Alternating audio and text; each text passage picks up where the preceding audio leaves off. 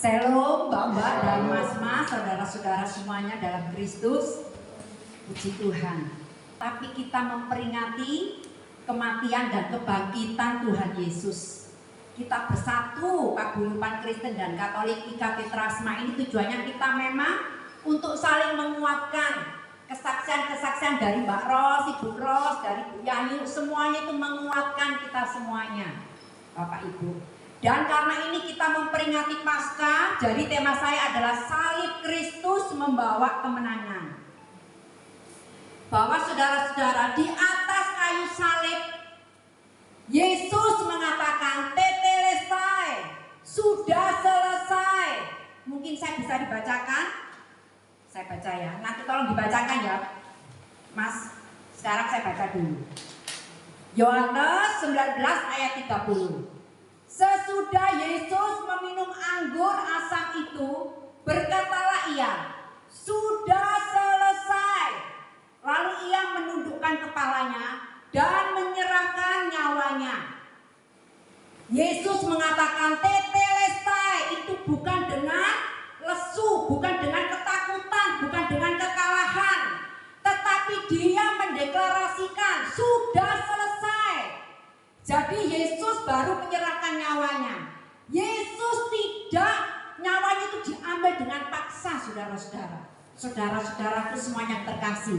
Tapi Yesus menyerahkan nyawanya. Kalau dia, Tuhan Yesus, dia tidak mau disalib, dia juga bisa. Pada saat dia ditangkap di Taman Getsemani, itu tentara Romawi mengatakan, Yesus mengatakan, siapa yang kau cari aku? Itu tentaranya jatuh, saudara-saudara. Tapi Yesus itu memang menyerahkan nyawanya, saudara, untuk menebus dosa kita semuanya. Jadi Tuhan Yesus mengatakan tetelestai, sudah selesai. Apanya yang sudah selesai? Yaitu kita kembali di dalam kitab Kejadian 3 ayat 15. Mungkin bisa dibacakan. Ya. Makanya Tuhan Yesus mengatakan tetelestai, sudah selesai. Mari tolong dibacakan Kejadian 3 ayat 15. Ya. Ya. Kejadian 3 ayat yang ke-15. Aku akan mengadakan permusuhan antara engkau dan perempuan ini, antara keturunanmu dan keturunannya. Keturunannya akan meremukkan kepalamu dan engkau akan meremukkan tumitnya. Puji Tuhan. Jadi peperangan selama beribu-ribu tahun sejak Adam dan Hawa jatuh dalam dosa, itu sudah dimenangkan oleh Tuhan Yesus Kristus. Sudah dinubuatkan bahwa iblis keturunan dari setan itu ya, itu akan meremukkan, akan menggigit tumitnya Tuhan Yesus. Jadi setan hanya bisa menyakiti, setan hanya bisa mempermalukan, setan hanya bisa mencambuk, tetapi dia tidak bisa membunuh Tuhan Yesus. Makanya Yesus mati dan dia bangkit lagi. Tetapi keturunan dari perempuan itu akan meremukkan kepala ular. Jadi iblis sudah dikalahkan sejak di atas kayu salib. Peperangan selama ini beribu-ribu tahun sudah dimenangkan oleh Tuhan Yesus. Makanya dia dengan gagah berani mendeklarasikan sudah selesai. Jadi kemenangan Bapak Ibu saudara-saudara, iblis sudah dikalahkan. Tidak ada kuasa setan apapun yang bisa mengganggu, menjamah orang-orang yang takut akan Tuhan, orang-orang yang percaya kepada Tuhan, orang-orang yang sudah dimeteraikan Roh Kudus. Seperti apa yang disaksikan oleh Ibu Ros. Saya juga pernah mengalami, nanti saya akan bersaksi juga. Kalau kita orang-orang yang sudah dimeteraikan Roh Kudus, tidak bisa dijamah oleh kuasa kegelapan. Kita ini bersyukur Bapak Ibu. Tuhan memberikan kita talenta-talenta, semuanya di sini bisa menyanyi. Tuhan memberikan kita peristiwa-peristiwa di dalam Kristus, sehingga pada saat kita melayani, kita bisa bersaksi. Jadi kalau Bapak Ibu ada masalah apapun, tetap semangat Bapak Ibu. Itu untuk apa? Pada saat kita melayani, kita bisa bersaksi tentang kuasa Tuhan, tentang kebaikan Tuhan. Dan di atas kayu salib lagi, Tuhan Yesus mengatakan, kita sudah ditebus dari saudara dosa. Karena Tuhan sudah mendeklarasikan, kita sudah berpindah dari kerajaan gelap menuju kerajaan terang. Bagi orang-orang yang mengaku dengan mulutnya dan percaya dari hatinya dan mengaku dari mulutnya bahwa Yesus Kristus adalah Tuhan dan Juru Selamat, akan dimeteraikan Roh Kudus. Kita sudah ditebus dari segala dosa. Menurut Roma 3 ayat 23 mungkin bisa dibacakan, bahwa semua orang sudah kehilangan kemuliaan Tuhan. Kita tidak bisa dengan kekuatan sendiri datang kepada Tuhan. Ya, Roma 3 ayat 23. Tetapi karena kasih karunia Tuhan, darahnya di atas kayu salib yang membeli kita lunas. Hutang-hutang saudara-saudara dan saya sudah dipaku di atas kayu salib, lunas terbayar. Sehingga kita berubah dari kerajaan maut, kita sudah pindah kepada kerajaan surga. Bagi orang-orang yang mengaku dan percaya kepada Yesus, Tuhan dan Juru Selamat. Bisa dibacakan? Roma 3 ayat 23. Roma 3 ayat 23 demikian. Karena semua orang telah berbuat dosa dan telah kehilangan kemuliaan Allah. Dan telah kehilangan kemuliaan Allah. Kita baca lagi di dalam Roma 6 ayat 23. Upah dosa adalah maut. Kita baca lagi saudara-saudara. Supaya kita mengerti, supaya kita militan, supaya kita tidak gampang berpindah dari keselamatan yang telah Tuhan karuniakan kepada kita. Roma 6 ayat 23. Roma 6 ayat 23. Sebab upah dosa ialah maut, tetapi karunia Allah ialah hidup yang kekal dalam Kristus Yesus Tuhan kita. Amin. Upah dosa itu adalah maut. Makanya pada saat Adam dan Hawa, pada saat dia jatuh dalam dosa, dia datang kepada Tuhan dengan memakai daun ara ditutupi. Tapi Tuhan tidak berkenan. Tuhan di Taman Eden, dia sudah menyembelih binatang dan dikuliti, dipakaikan kepada manusia. Di Taman Eden sudah ada darah yang tercurah. Berarti kita diselamatkan itu saudara-saudara, harus ada darah yang tercurah. Bukan dengan kekuatan sendiri, bukan kita berbuat baik, bukan kita amal, bukan kita berpuasa. Kita berbuat baik karena apa? Karena kita sudah diselamatkan. Jadi kita harus berbuat baik. Kita berpuasa karena Tuhan sudah menyelamatkan kita. Sehingga kita pengen saat teduh, kita kepingin tenang, kita kepingin merenung, kita kepingin kafah bersama Tuhan. Kita berbuat baik kepada orang lain harus, supaya hidup kita tidak menjadi batu sandungan. Sehingga orang lain bisa berkata, ini anak Tuhan Yesus. Sehingga orang lain melihat kita seperti melihat Kristus. Sehingga nama Tuhan dipermuliakan. Sehingga kita menjadi saksi Kristus bukan hanya di dalam mulut kita, tetapi juga dari perbuatan kita, Bapak Ibu. Yesus mengatakan, tetelestai, identitas kita sudah berubah. Dari anak kegelapan, identitas kita sudah berubah menjadi anak-anak Allah. Sekarang ini saudara-saudara di sini dan juga saya, mbak-mbak dan mas-mas, sejak saudara-saudara percaya dan mengaku Yesus Tuhan dan Juru Selamat, saudara-saudara dimeteraikan oleh Roh Kudus. Coba Efesus 1 ayat 13. Setelah kita dimeteraikan Roh Kudus, kita akan menjadi anak-anak Allah. Efesus 1 ayat 13. Ya. Di dalam Dia kamu juga, karena kamu telah mendengar firman kebenaran, yaitu Injil keselamatanmu. Di dalam Dia kamu juga, ketika kamu percaya, dimeteraikan dengan Roh Kudus yang dijanjikan. Puji Tuhan. Jadi kita ini semuanya adalah orang-orang yang sudah dimeteraikan Roh Kudus. Makanya tidak ada kuasa setan apapun yang bisa menjamah. Seperti dilarang di lalu lintas, dilarang parkir. Setan pun tahu, oh ini gak usah tak jamah. Ini sudah ada meterainya Roh Kudus.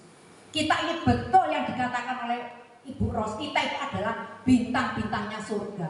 Makanya saudara-saudara, semakin kita kita menjadi incaran kuasa setan, kuasa kegelapan, supaya bintang-bintang itu akan berjatuhan seperti dalam kitab Wahyu, supaya bintang-bintang itu akan berguguran seperti bintang-bintang itu akan menjauh dari Tuhan dan redup dan mati. Jadi coba kita buka lagi, apa betul aku ini anak-anak Allah? Yohanes 1 ayat 12. Coba dibaca lagi. Kita membaca firman supaya kita lebih paham dan lebih dalam lagi bersama Yesus setelah Paskah ini. Yohanes 1 ayat 12. Tapi semua orang yang menerimanya diberinya kuasa supaya menjadi anak-anak Allah, yaitu mereka yang percaya dalam namanya. Jadi mereka yang percaya dalam namanya, saya dan mbak-mbak dan mas-mas di sini itu adalah anak-anak Allah. Bukan saya yang mengatakan, tetapi firman Tuhan. Firman Tuhan itu iya dan amin, Bapak Ibu. Dan semua orang yang dipimpin oleh Roh Allah, berarti anak-anak Allah itu dipimpin oleh Roh Allah. Tapi kalau bukan dipimpin oleh Roh Allah, itu anak-anaknya setan, Bapak Ibu, saudara-saudara. Di dunia ini ada dua kekuatan, anak-anak Allah atau anak-anak setan. Saudara-saudara tinggal memilih, saudara-saudara tinggal merasakan, aku ini anak-anak Allah atau anak-anak setan.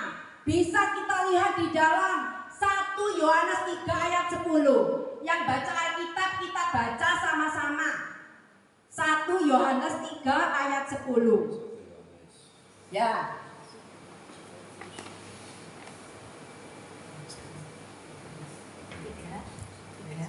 1 Yohanes 3 ayat 10.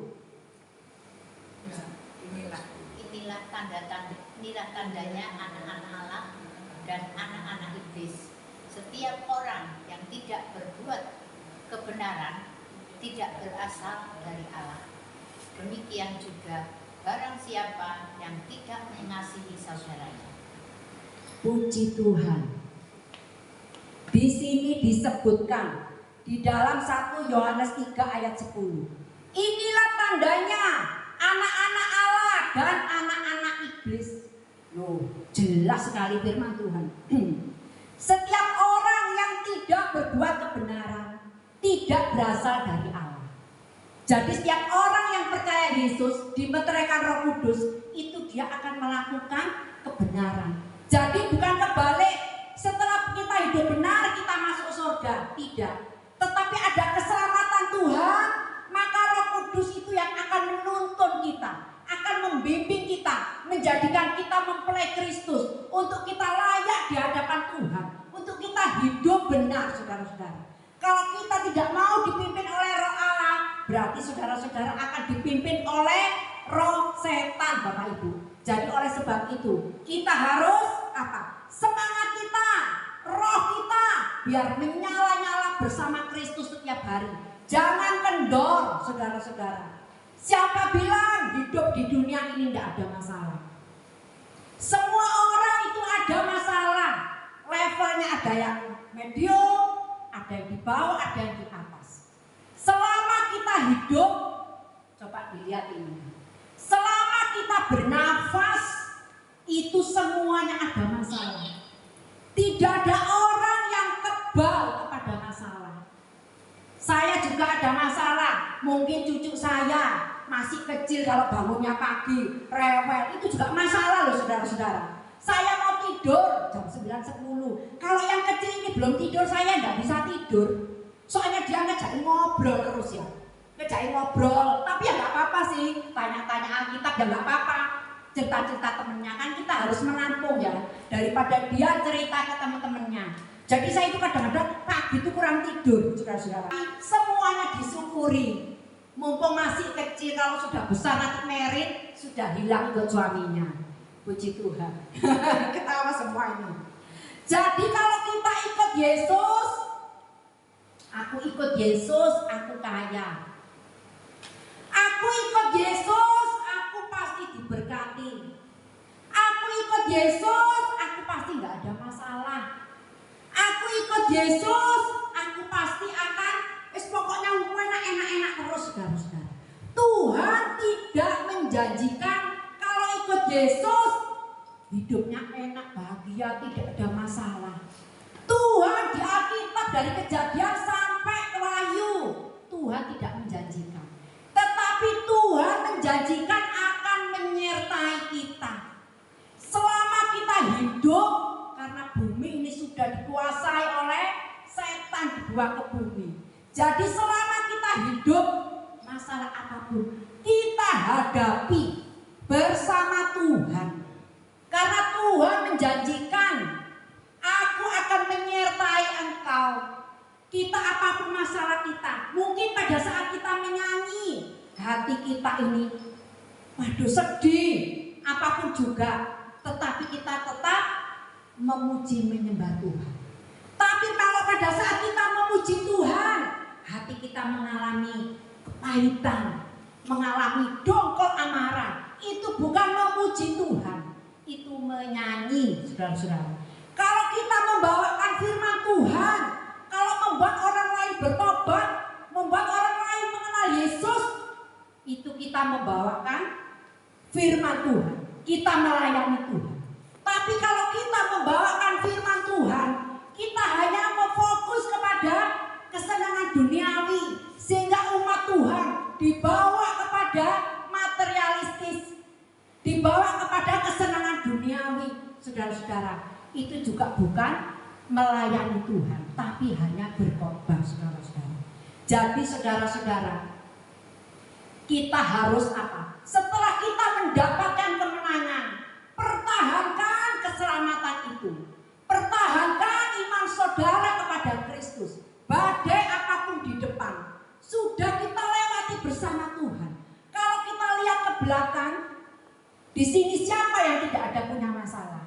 Masalah itu loh, heran saya itu. Tidak diundang datang-datang sendiri. Rombongan, berjubel dan baris. Ya Mbak Yayu ya. Masalahnya besok dihitung. Saya juga gitu saudara-saudara. Kalau tanya di ibu-ibu gitu ya, pelayanan saya di Pondok Hayat gitu. Masalahnya sak keranjang Bu. Oh iya Pak, semuanya sak keranjang itu berarti masih hidup. Kalau kita sudah di Kembang Kuning, kalau kita sudah di Sukolilo, itu baru tidak ada masalah saudara-saudara. Yang penting iman kita, fokus kita hanya kepada Yesus Kristus. Karena Tuhan sudah berjanji di dalam Matius 28, aku akan menyertai engkau, Roh Kudusku akan menyertai engkau. Karena Tuhan tahu kita tidak bisa hidup sendirian di dunia ini. Kita diberikan Roh Kudus, kita dimeteraikan Roh Kudus. Kalau ada Roh Kudus saudara-saudara, itu kita berarti anak-anak Allah. Namanya anak-anak Allah, itu pasti ada bodyguardnya. Di Inggris, kerajaan Inggris, pangeran-pangerannya, anak-anaknya, itu semuanya ada bodyguard-bodyguardnya. Sama apalagi anak-anak alam semesta, anak-anak raja di atas segala raja. Tuhan sudah mengatakan di dalam Mazmur 34, malaikatku akan berkemah mengelilingi orang-orang benar. Orang-orang benar itu siapa? Orang-orang yang sudah percaya dan mengaku Yesus Tuhan dan Juru Selamat. Itu malaikat Tuhan akan berkemah mengelilingi kita. Seperti diteguhkan, dikuatkan dengan Ibu Ros. Malaikatnya berkemah mengelilingi orang tuanya yang misi di Papua. Itu tahun berapa itu Bu? Itu lebih serem itu Bu. Tahun 64. Betapa ngerinya di sana. Dan saya juga pernah mengalami malaikat Tuhan berkemah mengelilingi orang-orang yang takut akan Tuhan. Saya 6 tahun yang lalu atau 5 tahun ya, saya lupa ini. Saya juga gitu saudara-saudara, juga mau disantet. Ya itu sampai ngancam-ngancam ke orang tua saya. Mungkin maksudnya gini loh, kalau sakit nanti dia menyembuhkan, terus dia itu yang mau masuk gitu loh. Intinya itu gitu intinya ya. Tetapi saudara-saudara itu saya nggak tahu loh. Itu sekut itu sudah dikirim. Kalau sekut santet itu sudah dikirim, tetapi malaikat Tuhan Tuhan tanpa kita tahu kalau kita mau disandet orang. Malaikat Tuhan itu sudah membela sendiri, sudah membentengi kita. Di dalam Sakarya juga disebutkan, Tuhan akan menjadi tembok berapi bagi orang-orang yang mengandalkan dan takut akan Tuhan. Sampai saudara-saudara, mama saya itu sampai nangis ya, karena anaknya itu baru meninggal, adik saya itu, karena sakit kanker. Loh kok ini mau digitukan orang lagi gitu ya. Terus tetapi saudara-saudara itu saya juga nggak tahu ya, yang bilang itu tante saya. Hah, masa segitu? Iya, wes pokoknya kamu berdoa. Oh ya, saya percaya kepada Yesus Kristus. Dia tidak akan mempermalukan orang-orang yang berharap dan mengandalkan Tuhan. Jadi firman Tuhan itu iya dan amin.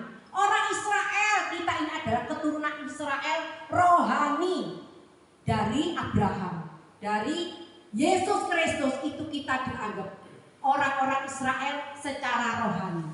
Kuasa setan telung tidak akan mempan, itu di dalam Alkitab sudah disebutkan. Keturunan Yakub, ya kita ini kan keturunan Israel rohani.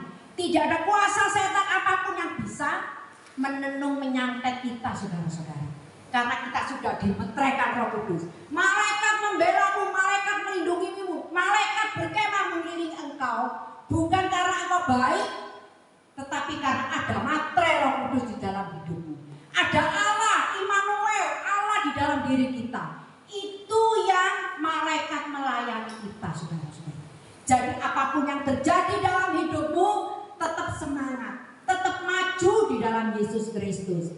Biarlah hidup kita seperti Galatia 2 ayat 20.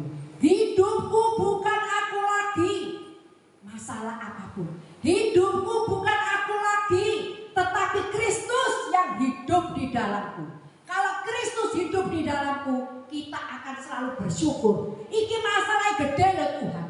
Aku selalu bersyukur karena ada Kristus di dalamku. Kalau kita lihat ke belakang, berapa kali masalah yang bisa kita lewati. Seperti orang berjalan. Oh ini jalannya halus. Oh ini jalannya gronjalan. Oh ini ada lubang. Oh ini ada halus lagi. Tetapi satu hal, pegang Yesus erat-erat. Karena hidup kita di bumi ini sementara. Di sini siapa yang umurnya sampai 200, 150?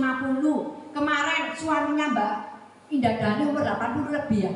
Itu sudah dapat bonus banyak Bu. Karena di Alkitab disebutkan 70. Jadi yang di sini ini semuanya panjang umur, dicintai Tuhan, ganteng-ganteng, ayu-ayu, dapat bonusnya banyak. Amin. Pak dosen langsung Bu Teresia. Bonusnya kita banyak, itu berarti Tuhan ada sesuatu untuk kita melayani Tuhan. Melayani Tuhan itu dimanapun berada, memperkenalkan Kristus. Ini loh Tuhan dan Juru Selamat. Dimanapun kita berada, di jalan setiap ada kesempatan, ada orang bertanya, kita memperkenalkan Kristus. Dan di akhir firman Tuhan sharing saya ini, saya juga akan bercerita tentang tim ini untuk kita belajar ya. Belajar akan kehidupan ini bersama Kristus. Jadi di Amerika ada tim ya yang luar biasa, yaitu Billy Graham. Mungkin semuanya sudah kenal Billy Graham. Yang satu John Clifford, yang ketiga Charles Templeton. Gara-gara 3 orang ini Amerika banyak mengalami kebangunan rohani. Makanya Amerika itu banyak orang-orang yang mengikuti Kristen dan Katolik kan banyak sekali. Gara-gara tim 3 ini saudara-saudara. Akhirnya apa? Ya ini saudara, kalau kita tidak berjaga-jaga, semakin kita tinggi, itu semakin diincar oleh kuasa setan. Charles Templeton dia khotbah itu 1 tahun bisa 1.500. Bayangkan 1 tahun itu ada berapa hari? 1 tahun berapa hari? 360 hari. Kalau ini sampai 1.500, berarti dia tiap hari itu bisa khotbah 3 kali. Bayangkan. Orang-orang kalau dia mau khotbah di stadion itu semuanya menunggu, kepingin tahu khotbahnya dia. Dan banyak orang diselamatkan, Amerika diselamatkan saat itu. Ya, akhirnya dia apa? Dia capek dalam pelayanan. Dia tidak pernah mengurus dirinya sendiri, connect dengan Tuhan. Dia tidak pernah saat teduh, dia tidak pernah kafa pagi-pagi datang kepada Tuhan. Dia tidak pernah membaca firman Tuhan. Firman Tuhan itu adalah menguatkan kita, saudara-saudara. Akhirnya di saat akhir hayatnya, dia menjadi orang ateis. Nah, coba saudara-saudara, ateis dulu mati kan eman ya. Sudah melayani, sudah memperkenalkan Kristus, sudah memperkenalkan keselamatan. Matinya di dalam neraka karena dia tidak mengakui Yesus. Dia menjadi ateis. Loh, itu loh saudara. Jadi ini saya itu belajar merenung. Oh Allah Tuhan, saya nggak mau Tuhan. Saya mau matinya itu bersama Yesus di surga loh Tuhan. Hidup ini sementara. Besok ini saya lo nggak tahu. Tetapi setiap saat Tuhan ambil, saya siap. Yang penting Tuhan menjamin Tuhan untuk aku masuk di dalam kerajaan surgamu. Hidup ini kita mencari apa saudara-saudara? Keselamatan bersama Yesus. Yang kedua adalah Brown Clifford. Dia melayani Tuhan, ini 3 tim ini. Dia melayani Tuhan juga gitu saudara-saudara. Kalau khotbah di kota-kota di Amerika itu ditunggu orang. Firman-Nya sangat menguatkan. Banyak orang-orang bertobat, tetapi dia apa? Kecewa dengan Tuhan. Karena apa? Anaknya dua-duanya mengalami sindrom. Tuhan, aku sudah melayanimu. Banyak Amerika sudah diselamatkan, tapi kenapa anakku ini sindrom? Padahal saudara-saudara, lihat Paulus itu. Dia bisa menyembuhkan orang. Yang mati bisa hidup, orang semuanya bisa disembuhkan. Tetapi Paulus sendiri mengalami sakit loh saudara-saudara. Jadi kita juga harus, oh iya ya, wes pokoknya apapun tetap Yesus. Dia kecewa dengan Tuhan, anakku sindrom. Akhirnya dia malu, dia kecewa dengan Tuhan. Dia istrinya ditinggalkan, anaknya ditinggalkan. Pada saat mati, dia matinya di mana saudara-saudara? Di kota Texas, di hotel yang kecil, di losmen, matinya sendirinya kena kanker.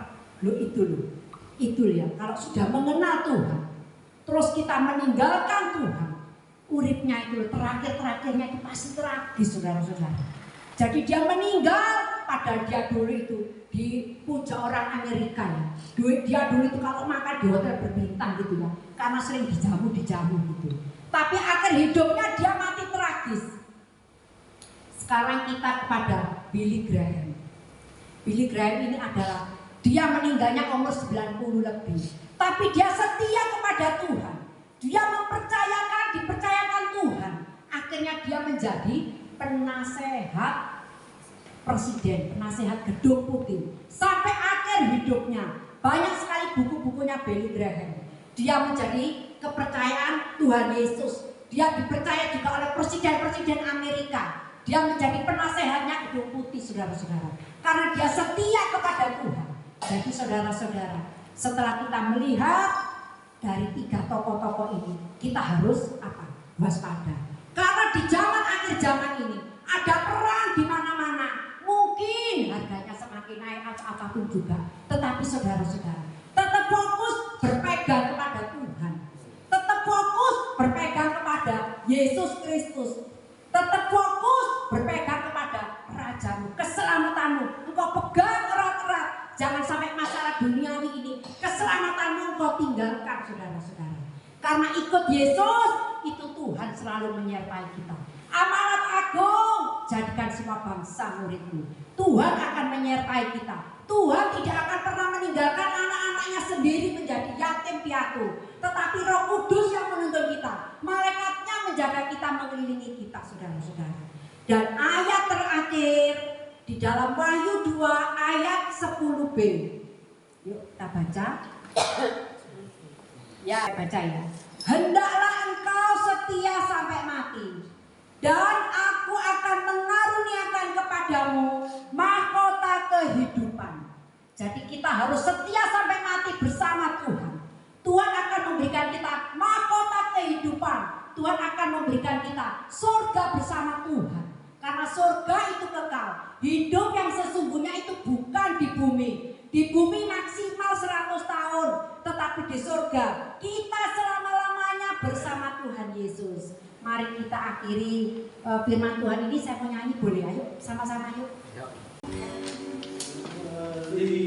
Yesus selamanya, Yesus harapanku tak akan hilang, karena kasih-Nya sekarang ku ada. Oh Yesusku, ku cinta Kau Yesus. Yesus selamanya, Yesus harapanku tak akan hilang, karena kasih-Nya sekarang ku ada. Oh Yesusku, ku cinta Kau selamanya. Yesus selamanya, Yesus harapanku tak akan hilang, karena kasih-Nya sekarang ku ada. Oh Yesusku, ku cinta Kau selamanya. Oh Yesusku, ku cinta Kau selamanya. Oh Yesusku, ku cinta Kau selamanya. Terima kasih Tuhan Yesus. Biarlah firman yang ditabur pada hari ini Tuhan, biarlah masuk di dalam hati kami semuanya Tuhan, seperti tanah yang subur yang siap ditanami oleh firman Tuhan, sehingga firman ini bisa kami terapkan, kami lakukan di dalam kehidupan kami sehari-hari, di tengah keluarga kami, teman-teman kami, dan masyarakat yang belum mengenal Engkau, sehingga nama Tuhan ditinggikan, nama Tuhan dimuliakan.